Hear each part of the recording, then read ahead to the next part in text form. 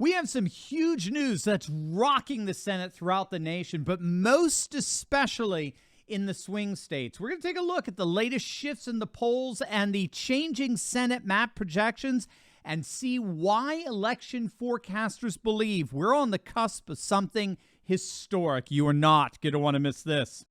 We got some earth-shattering polls breaking our way that have the Democrats absolutely panicked. So let's get right into it. We've actually got huge news coming out of the liberal state of Washington, which, while hardly a swing state, I mean, Washington is one of the bluest of blue states in the nation.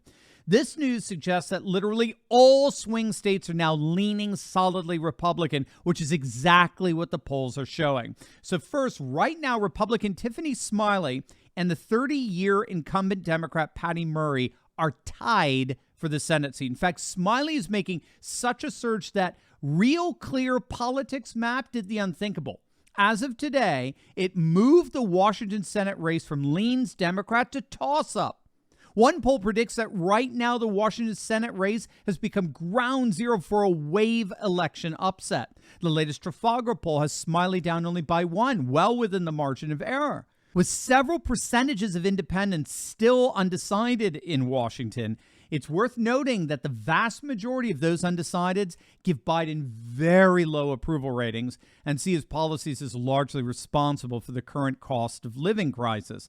If the majority of those undecideds break towards Smiley, we will be seeing the first Republican senator from the state of Washington in decades. Again, Democrat Patty Murray's been there for 30 years, and this may indeed be her last election. Now, if that's happening in Washington, what about swing states like New Hampshire that were once considered safe Democrat holds in 2022? Well, take a look. Polls there now show that the Republican Don Bolduc has surged into a tie with Democrat incumbent Maggie Hassan. President Trump has come out and given his full endorsement of Bolduc, which should help galvanize the vote among the ultra-MAGA faithful in New Hampshire.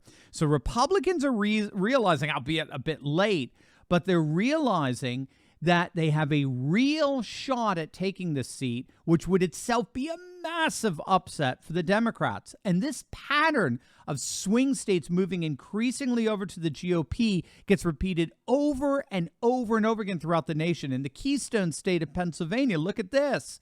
Dr. Oz has taken the lead over John Fetterman in 4 consecutive polls since the debate. The debate was an obvious disaster for the Democrats, without question. I mean, we did a whole video on it. The Wall Street Journal said it best. John Fetterman was the October surprise. He was the October surprise that sunk the Democrats' chances of winning Pennsylvania. So, of course, look, we need to be vigilant here, right? We can't get cocky with Philadelphia's history of, shall we say, voting irregularities. We have to be vigilant that Oz takes Pennsylvania along with Mastriano in the governor's race. But this polling shows a clear shift in Oz's direction where he may end up winning with a larger percentage than anyone could have imagined literally just weeks ago.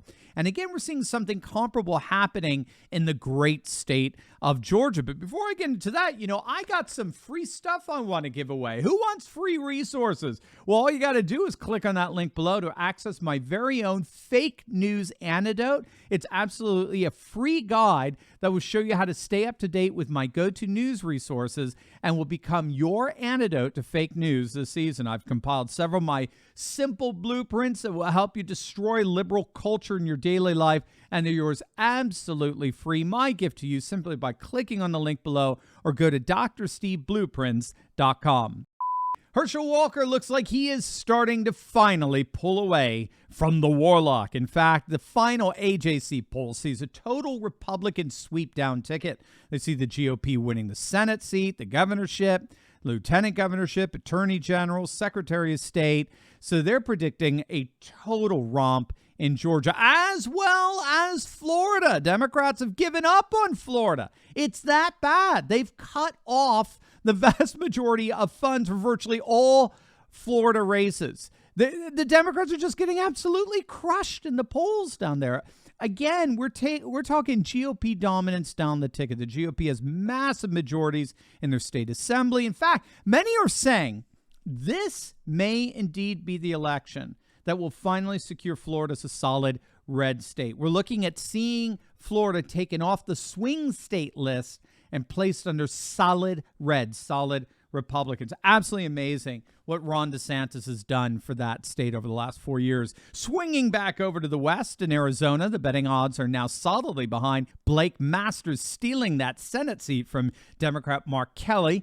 And the latest polls, most particularly Trafalgar, have Republican Adam Laxalt stealing the Senate seat from their incumbent Democrat Catherine Cortez Masto. Now, when we look at wider indicators like the generic ballot, okay, these are indicators of how the midterms are going to play out, things get even worse for Democrats. The New York Times generic ballot poll shows Republicans up by 7 in Arizona, 4 in Georgia, Nevada, and tied in Pennsylvania. And this is because virtually every poll out there shows a massive shift among independents to the Republicans. CBS YouGov showed a 16-point GOP lead among independents. The left-wing Data for Progress has a 9-point lead. Suffolk has an 8-point lead. Monmouth, 12-point lead. And the New York Times Siena poll has a 10-point lead, altogether averaging an 11-point lead for the GOP among independent voters. And that's a lead that most Democrats simply are not going to be able to overcome as things stand right now.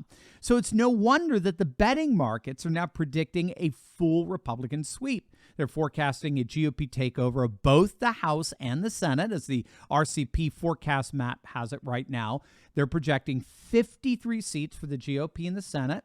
They'll see the GOP sweeping all 3 of the contested elections in Georgia, Arizona, and Nevada, while holding on to Pennsylvania, as well as Ron Johnson in Wisconsin, which shouldn't be a problem in the least. However, if the Republicans end up prevailing in Washington State and New Hampshire, we're now looking at a 55-seat majority, which is comparable to what we saw in 1994 with the Gingrich Revolution. So obviously, we got huge news breaking here that promises to rock Senate races all across the country. We'll be keeping a very, very close eye on how things develop over the next week. So make sure to smack that bell and subscribe button for daily updates. And you'll definitely want to check out my latest video I just uploaded on the whole Paul Pelosi attack narrative, absolutely unraveling. You're not going to want to miss it. So make sure to click on that link, and I will see you over there. God bless.